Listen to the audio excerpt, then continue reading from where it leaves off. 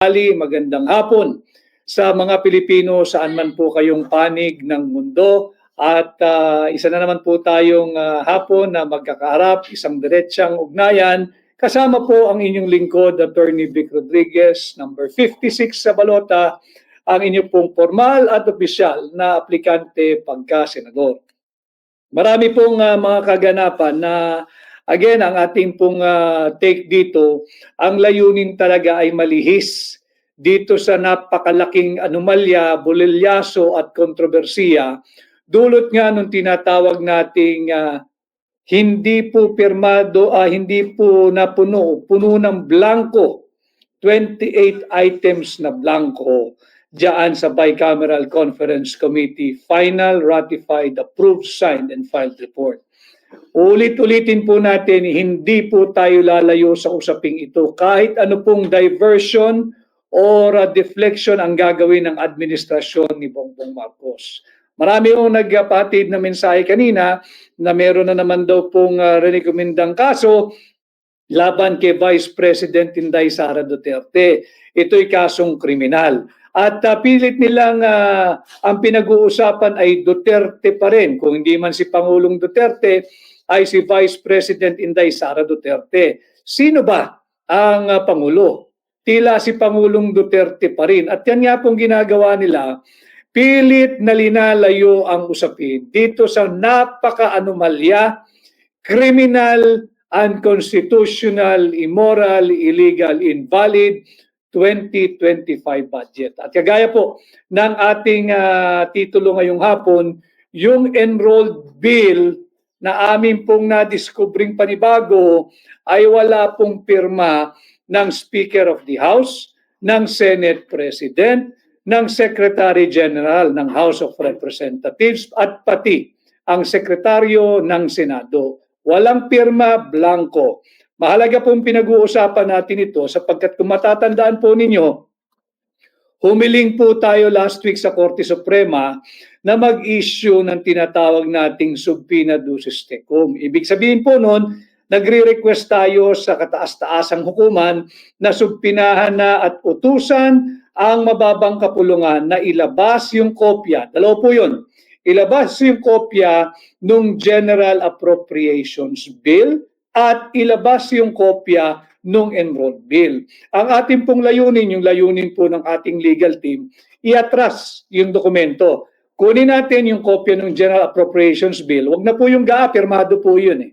So, yun ang magko-corner po sa kanilang lahat. Ang hinihingi po natin, subpinahan yung kopya ng General Appropriations Bill. Mag-issue ng subpoena ang Korte Suprema dito rin at ipalabas yung enrolled bill. Para po iahambing natin ito at ipapakita hindi lamang sa Korte Suprema kundi para sa inyo, sambayan ng Pilipino, iahambing natin doon sa ratified, filed, approved at signed final Bicameral Conference Committee report. Na nakita naman natin ay natatakan na na-receive ng House of Representatives Bills and Index Service noong December 11, nakaraang taon po yan, December 11, 2024, around 4 o'clock in the afternoon. Mahalaga ito sapagkat meron po tayong na-discover. Sabi po kasi nung Congresswoman ng Marikina na ginagawa pong ang mga Pilipino, si Congresswoman Stella Kimbo, kung himingi daw po tayo, kung gusto natin makita yung enrolled bill, magtungo tayo doon sa sinasabi nilang archive section ng House of Representatives. Tayo naman po ay masunurin, yung ating legal and research team ay masunurin. Tumungo po sila diyan sa tinatawag nating archive section o archive department ng House of Representatives. Ay hesitant po yung mga empleyado roon, subalit pinakita po yung kopya ng archive section ng House of Representatives. Doon po sa, ang kopya pong pinakita, yung kopya na ng GAA, yung General Appropriations Act, Volume 1-B, page 752. Yun po yung signature page. Wala rin pong pirma ang Speaker of the House. Wala rin pong pirma ang Senate President. Wala rin pong pirma ang Secretary General ng House of Representatives at wala rin pong pirma ang sekretaryo ng Senado ng Pilipinas. Therefore, meron pa tayong isang hinahanap, yung kopya ng enrolled bill. Yun po yung pinakita nila, wala pong pirma.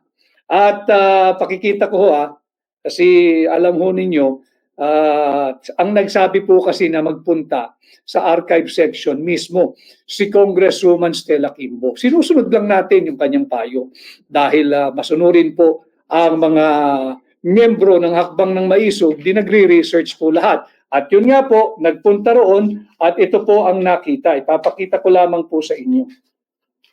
Ito po ay matatagpuan sa GAA Volume 1-B, page 752. Ito po yung nakita. Sa archive section po yan, archive section. Pakikita natin. Ayan o. Parang blurred. But anyway, wala pong pirma. At ito po ay galing mismo diyan sa archive section.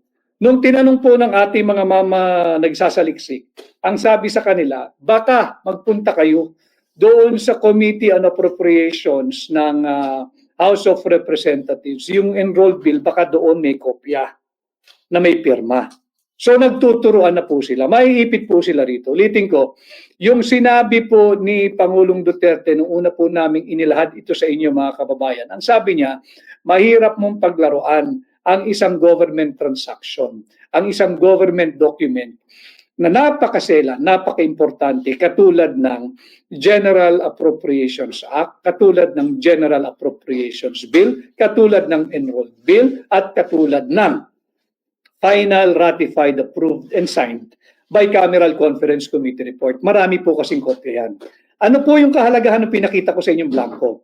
Galing na po ito mismo sa archive section ng House of Representatives. Ano po yung kahalagahan ng archive? Yung archive po, mga kababayan, yan po yung repository o taguan ng mga original or faithful reproduction or faithful copy of a document. Nang sa ganon, pag kinakailangan, kagaya ng ginagawa po natin, meron ng live case o may isang kaso sa Korte Suprema, humihingi tayo na makapag-issue ng subpoena, meron po talagang lagakan o taguan ng mga mahalagang dokumento. Kagaya nga nitong hinahanap nating enrolled bill, tinatawag nating GAB at yung GAA. Nakita po natin, ulitin ko, yung kopya po ng larawan na ating nakuha ay yung Volume 1-B, page 752 of the General Appropriations Act. Wala pong pirma. Walang pirma. So makikita niyo mga kababayan kung paano talaga tayo sinasalaula at binubudol nitong Marcos administration. Hindi lamang iniwang blanco yung ating pundasyon ng ating budget. 28 line items blanco, ang halagang kabuuan ay higit kumulang 241 billion pesos na tinatawag na congressional insertion. Bakit insertion? Blinangko nga po nila. Tapos na yung proseso, biglang nagkaroon ng halaga, insertion po ang tawag doon. Bawal po yon dahil walang kapangyarihan sino man. Mapasenado, mapamababang kapulungan, higit pa ang Malacanang na makialam. Pagtapos na ang proseso ng pagpasa ng ating taunang budget. Kaya po tayo bumabalik sa usaping ito. Lahat po yan, yung sinasabing impeachment laban kay Vice President Inday Sara Duterte, tatalakayin pa rin po natin mamaya. At itong bagong kaso laban sa kanya na inciting to sedition at grave threat. Lahat po ito ay paglilihis dito